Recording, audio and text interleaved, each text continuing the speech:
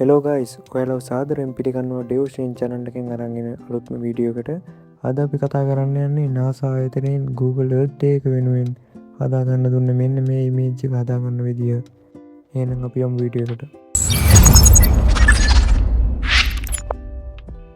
මේ පාර Google Earth එක වෙනුවෙන් අපිට NASA ආයතනයෙන් Google Earth එකෙන් satellite image එකක් අපේ නමේ අකුරු වල තියෙන විදිහට PTM ඇතුළත් කරලා image එකක් හදලා දෙනවා.